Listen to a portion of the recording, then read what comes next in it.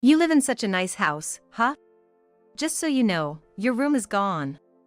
The person who had moved into my home while I was away was my estranged older brother, who I hadn't seen in a while. This new house, where I live with my husband, was purchased by me. Yet, my brother acts as if he already owns it. It's like a takeover, and when I protested, he smirked maliciously. Don't say such harsh things. Someone like you doesn't deserve this house. My name is Sally. 27-year-old freelance designer. I married Bob, who is 4 years older than me, 2 years ago. We met through work, and after dating for several years, he proposed. Bob works for a major corporation. I'm a home-based designer with irregular hours, and since we're both workaholics, we don't spend much time together but maintain a moderate relationship. Our house, a stylish designer home, was acquired at a great price due to my work connections. It's a modern house incorporating our ideas, with a large garden that Bob really likes. I'd love to have a barbecue in the garden if we have kids, Bob had said with shining eyes soon after we moved in. I've often imagined a future living happily with my husband and children. But as we're both focused on our careers, it seems like we won't be thinking about children for a while. My work is on track now, and I feel very fulfilled. Part of why I chose to be a designer was to become independent as soon as possible, besides my strong aspiration. My brother Tom, who turns 33 this year, was always favored by our parents since we were kids, and they were cold to me. They pampered him for being the eldest, and he took it for granted. Tom is not only smart and good-looking, we're so proud as parents, my mother would praise, and my father would agree, saying, he's our pride and joy. Then, they would invariably add, but Sally is. Why is there such a big difference between our son and daughter? I often felt worthless when they spoke to me like that. Tom, too, looked down on me, flaunting his intelligence and good looks. Indeed, he was popular, while I was just average in appearance. I couldn't stand up to his arrogant attitude and was even treated like his errand runner at times. To escape from my family, I decided to become a designer in middle school and started studying immediately. I spent a lot of time drawing in my room, as family time was never peaceful. I loved bringing the images in my mind to life. Discovering the profession of a designer online was the turning point. As a high school student, I continued self-study while saving money from part-time jobs. Upon graduating, I left home and vowed to make a living as a freelance designer.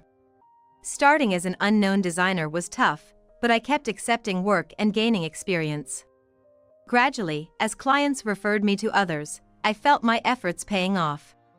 Thankfully, I've grown into a renowned designer with continuous contracts from large corporations. I shared my background with Bob before we got married. He listened intently and said at the end, "You've been through a lot. It's amazing how you've worked so hard without giving up." I knew then that I could live and support each other with him forever. However, an incident drastically changed our married life. Bob made a big mistake at work, affecting the whole company. He was transferred from the headquarters to a branch, significantly reducing his income. Damn it! Why do I have to suffer like this? I was at a loss as to what to say to the angry Bob. He was furious but didn't seem remorseful. Pointing it out would only add fuel to the fire. So I gently told him, "Don't worry about the living expenses, I'll handle it." But he didn't take it well. Pushing my hand away, he glared at me and yelled, "What? You think you're better than me because you earn more now? Stop belittling me." He stormed off to his room. I had never thought of that, but I was shocked by his sudden change. I realized I had hurt his pride. He stayed in his room and ignored me when I tried to apologize the next day. His mood didn't improve over the next few days, and the atmosphere at home became tense. We spent less time together, and our conversations dwindled. Bob started going out more for work and social events. My work was busy, and we couldn't find time to talk properly. Despite living in a beautiful designer house, our relationship cooled down. After 3 months of this, I had to leave for a 2-night business trip. Bob, having weekends off, was probably out. As he often stayed out late recently, he often didn't come home until Sunday night. But when I got home around noon, surprisingly, Bob, whom I thought was out, seemed to be at home. Moreover, there were two unfamiliar pairs of shoes at the entrance. One pair was men's sneakers, and the other, high heels that a young woman might wear. Wondering if Bob had a friend over, I entered and headed straight to the living room. Along the way, I heard voices chatting and laughing, so it seemed he indeed had company. But the scene that greeted me as I entered the living room, saying I'm home, was totally unexpected. There were Bob and a couple, a man and a woman, sitting across the table, enjoying a meal together. The woman was a stranger, but I recognized the man and was shocked. Tom! What are you doing here? The man at my house turned out to be my long-estranged brother, Tom.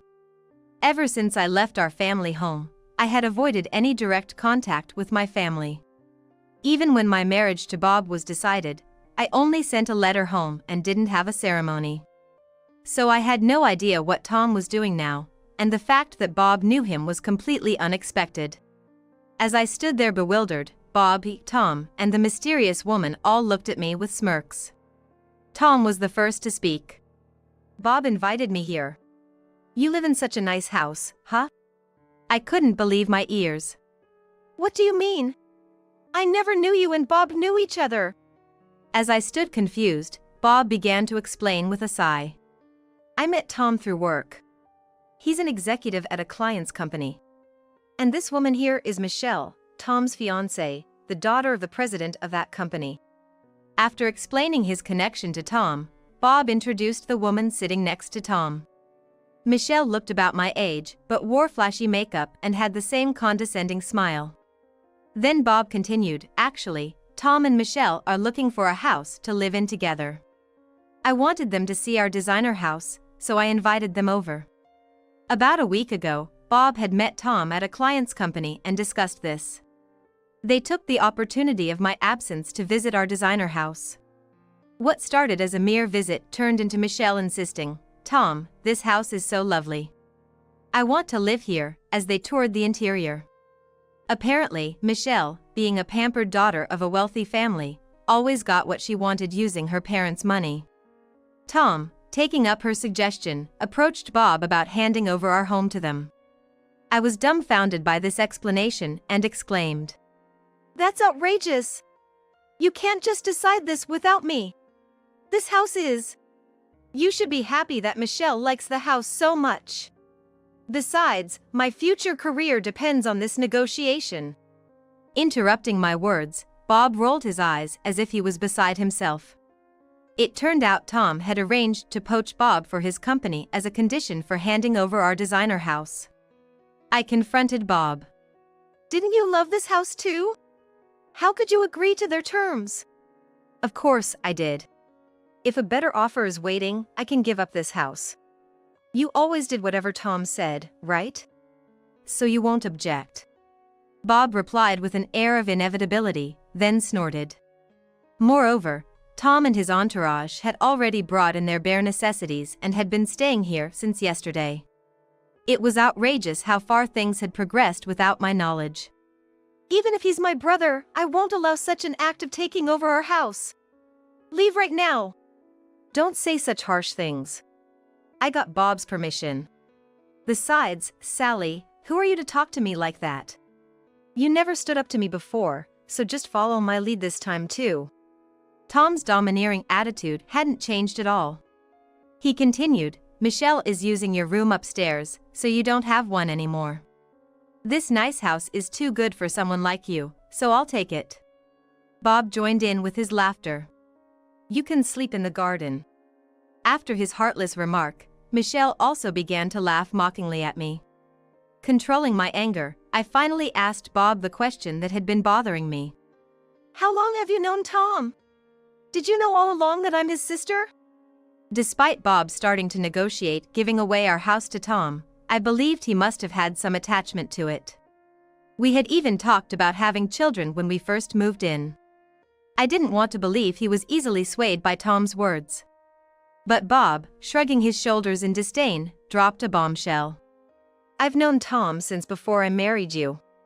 From his casual tone, I realized the truth. Bob married me just to get in good with my brother Tom. He was secretly plotting to improve his position using his high corporate position.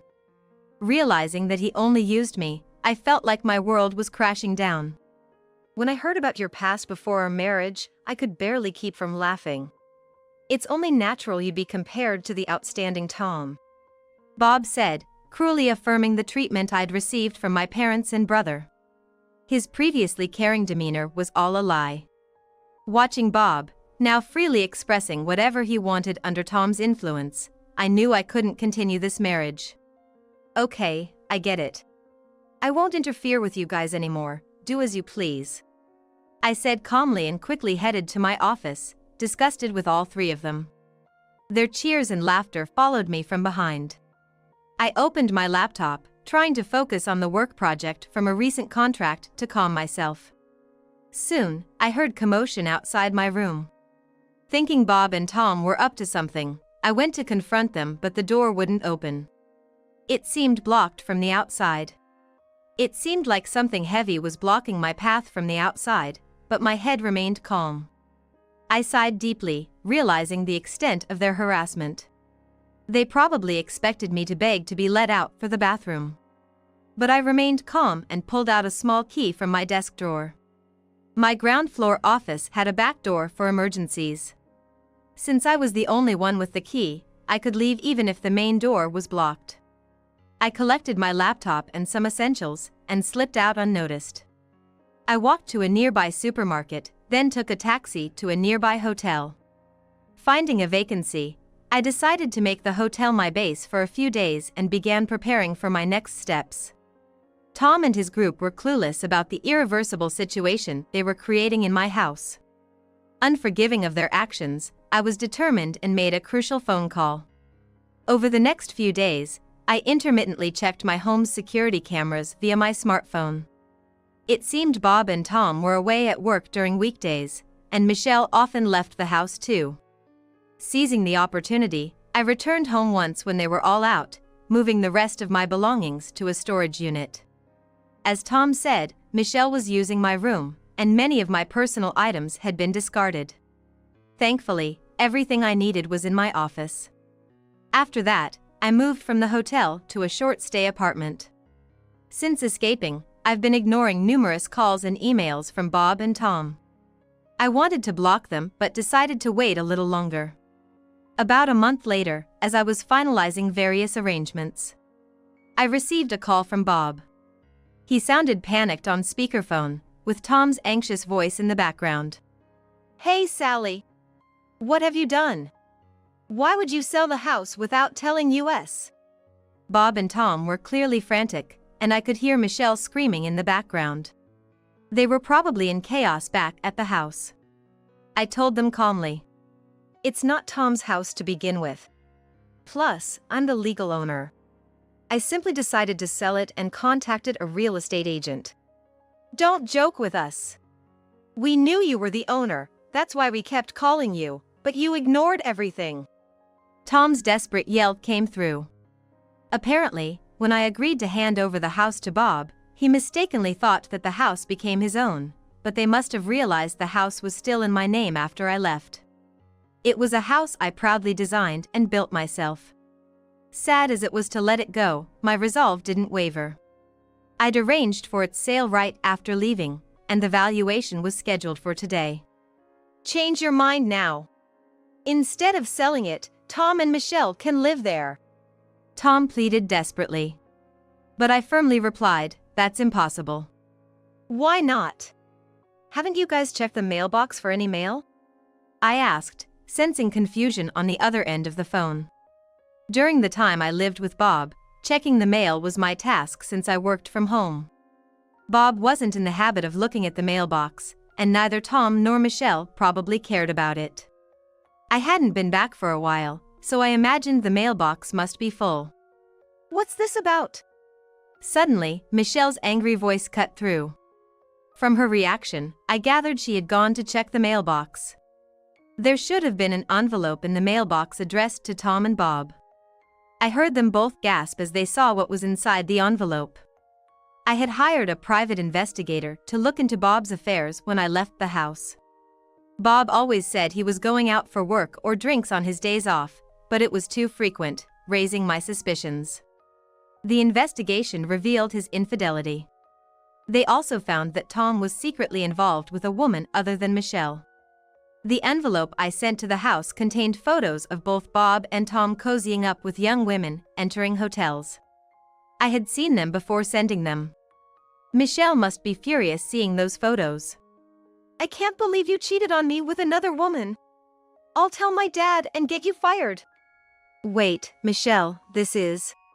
Tom stammered, probably pale-faced. However, I calmly asked Michelle, who was blaming Tom as if she were the victim. Did you also find something addressed to you? She stuttered, huh? Along with the photos, there should be a list of missing items from the house. You recognize the items on that list, don't you? I continued, as Tom and Bob started murmuring, "What's that?" They had found that Michelle was stealing valuable items from the house. Many of my belongings, which I thought Michelle had discarded, had actually ended up with her. Many had already been sold. Michelle, your actions amount to grand theft. I'll be reporting this to the police, just so you're prepared, I informed her. Wait! I only borrowed them! The amount of stuff listed isn't just borrowed level, you know? I countered, and she fell silent. Soon followed by sobbing. Please, don't report this! What would my dad say? Ignoring her pleas, I turned to Bob, who had been silent. Bob, are you listening? I don't intend to live with you anymore. We'll discuss the divorce formally later. I've already sent a lawsuit to the woman involved too, I said, but Bob didn't respond, probably in shock. I sighed and finally addressed Tom, ready to confront him. Tom, I couldn't stand up to you as a child, but I can't forgive you for what you've done this time. I won't be controlled by you anymore. Don't ever contact me again. After I said this, Tom, apparently enraged, cried out, "Are you even family?"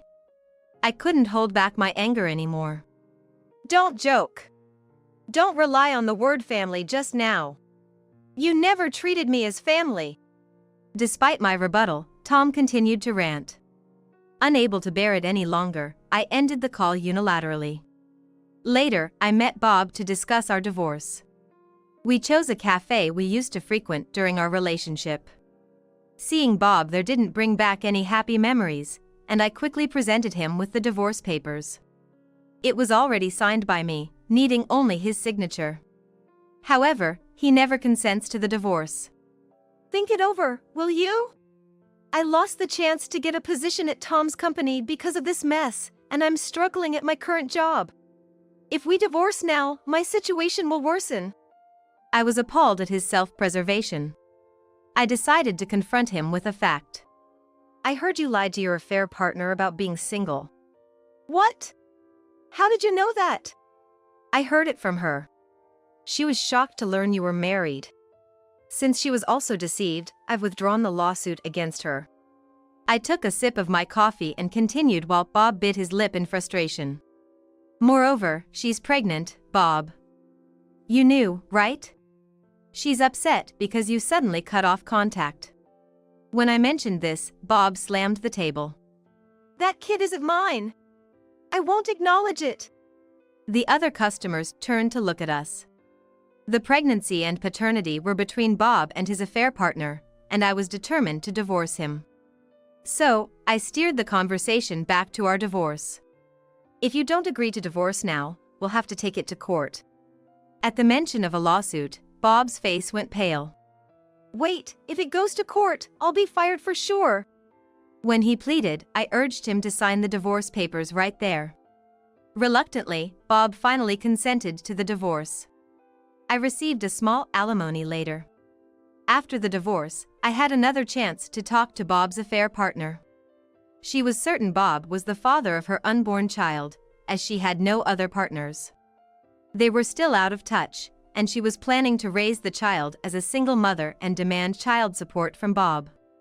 As for Bob, his whereabouts after the divorce remained unknown. He might have lost his job, but I had no interest in finding out.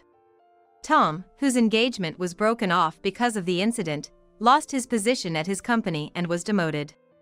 I received a call from my parents once about Tom, but I told them I would have no further dealings with him and would not return home. I will live my life without relying on a family that never cared for me. I felt relieved after saying this. It seemed better to have no ties with my family. Michelle, Tom's former fiancée, was not reported for theft due to her father's intervention. Instead, they settled out of court, and she had to pay me compensation. She was sent to her grandparents' house by her father for re-education and started working for the first time in her life to pay off her dues. As for me, now single, I decided to move away from the area where Tom and Bob lived.